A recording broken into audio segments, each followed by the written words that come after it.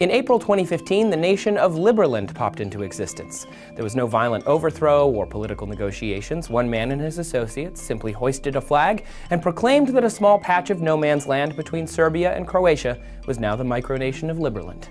With an eager population, plans for a constitution, financial system, and a slogan, the nation seems well on its way to legitimacy. But can you really just show up and invent a brand new nation?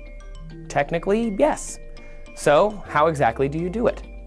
The qualifications for what constitutes a nation were clearly spelled out in the 1933 Montevideo Convention. This agreement defined a state as having sovereignty regardless of whether or not other countries acknowledged it. This is called declarative theory, and it's different from constitutive theory, which says that other countries have to acknowledge your legitimacy. Now, technically, without international acceptance, your nation is pretty much only relevant within your borders, but if that's good enough for you, then let's find out what you need to do next. First off, you must have a permanent population. Now, so far, no state has been denied for having too small of a population, so as long as you're willing to live permanently in your new nation, go ahead and strike that off your list. Next up, you must have a defined territory. This is where most new nations fall flat. With very few exceptions, nearly all the visible land in the world is already claimed. Now, provided you've found or built some clearly defined area, the next thing you need is a government. All a government really is a source of administrative power that makes policy decisions about a country's goals, security, justice system, infrastructure, and economy.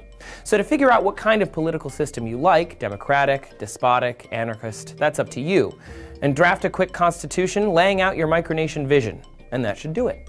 Finally, you must have the capacity to enter into relations with other states. So send an email, fax, letter, homing pigeon to your nearest neighbor saying hi, and you should be good to go on that front as well. Starting your own nation is actually pretty easy, provided that you've got the undisputed land on which to do it.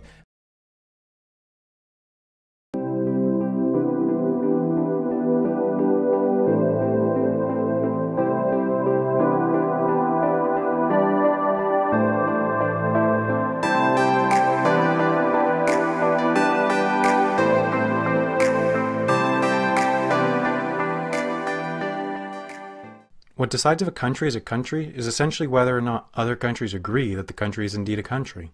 For this reason, counts of the numbers of countries in the world range from 189 to 196. Each country decides which other countries they recognize.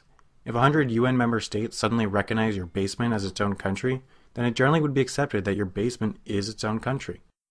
The chances of a new, well-recognized nation outside of Africa or the Balkans is unlikely. The governments are too well established or stable outside of these areas. The final step to gain undisputed recognition is to be admitted to the United Nations. Any application is reviewed by the Security Council, composed of China, France, the Russian Federation, the United Kingdom of Great Britain and Northern Ireland, the United States of America, and a rotating group of 10 others. If 10 of the 15 vote in favor of your country, congratulations, you've just joined the United Nations. By most metrics, you're now a country.